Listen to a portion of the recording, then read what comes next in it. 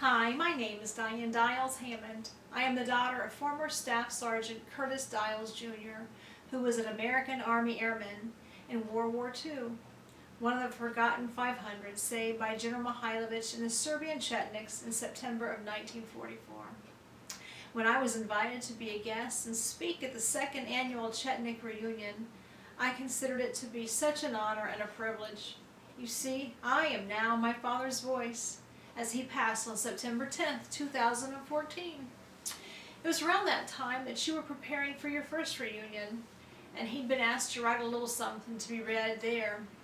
As he was lying in his bed and barely able to speak, I begged him to hold on, telling him he had to speak for the upcoming reunion.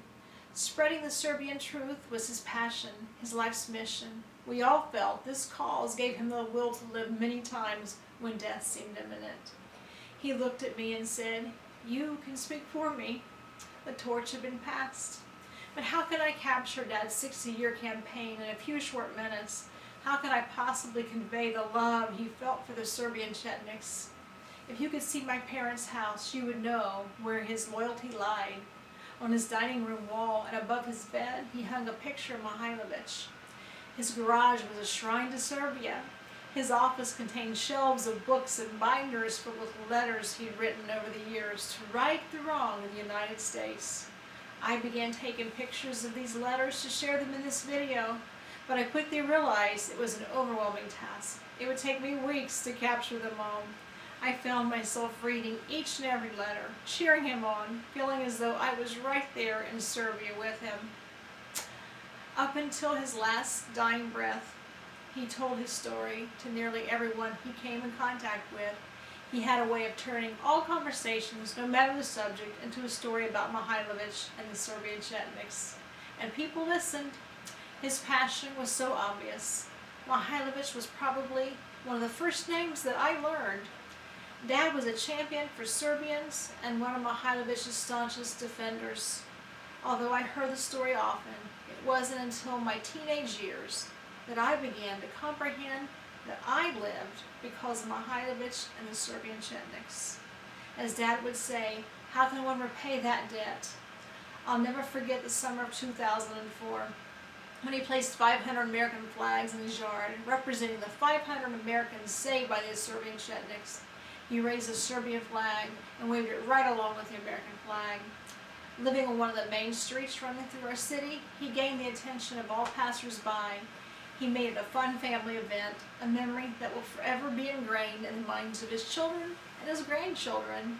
That's just one of many ways he tried to bring awareness to the world. Dad sometimes felt it was him against the world. Trying to get anyone in the media or in a position of power to listen to him was quite frustrating, but he never once gave up. His successes are neatly captured in the Serbian journals he maintained over the years. This is just one of them. I'd like to read an excerpt from one of the letters my dad wrote in 1998, as my words will fall short. I am one of the few living American airmen who survived the German occupation of what was once Yugoslavia. I survived because of the efforts of General Draza Mihailovich and his Chetnik soldiers. I must also give credit to all the wonderful Serbian people encountered on my journey from Belgrade until my escape. There is little, if anything, I can add to the many volumes that have been written in the past half-century pertaining to the plight of Serbia and its people. I have written many stories in support of the Serbians, but like so many others, I have been unable to get the attention of the media. While in Yugoslavia, I had the good fortune of speaking with General Mihailovich, and his words still haunt me. As he spoke to my group, he spoke with such convictions that I could not doubt his prediction. He said, as soon as the people in America learned the truth of the situation in Yugoslavia, America would come to their aid. I was so sure that the general was right that it seemed just a matter of time until the world would recognize he was the real Yugoslav hero. But it was not to be. For whatever reason, the vast majority of Americans never heard of the general, not even to mention his contribution to the war effort as an ally.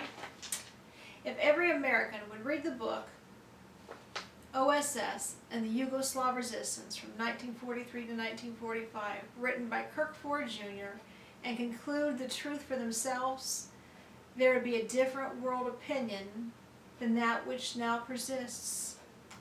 My prayers go out to all the peace-loving, God-fearing Serbians everywhere on this earth.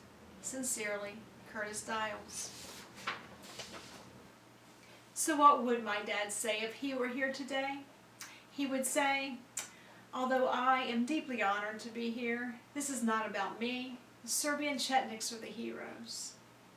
He would say, I'm sorry my country abandoned you. I spent my life trying to right that wrong. It was a grave mistake and a terrible injustice to Serbia. He would say, I wept in disbelief in 1999 as I watched the United States with NATO bomb the very country that gave their lives so that we could live. He would say, thank you for making my 89th birthday the best birthday ever.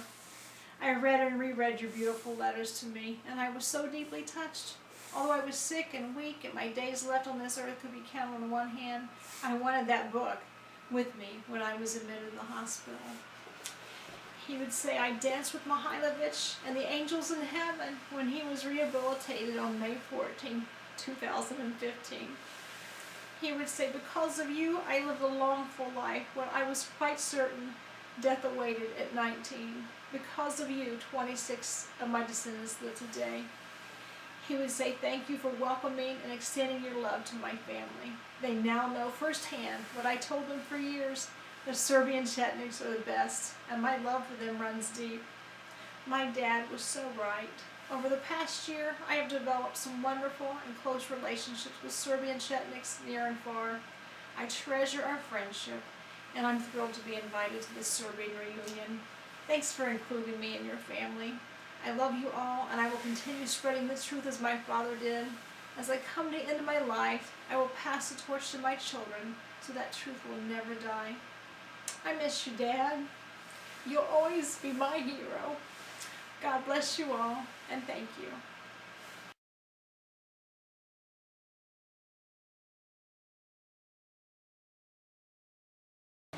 They're probably in band anyway. Alexandria Ribic. I started to say earlier, she called me a hero. I said, sweetheart, you got it backwards. Serbians are the hero. I survived because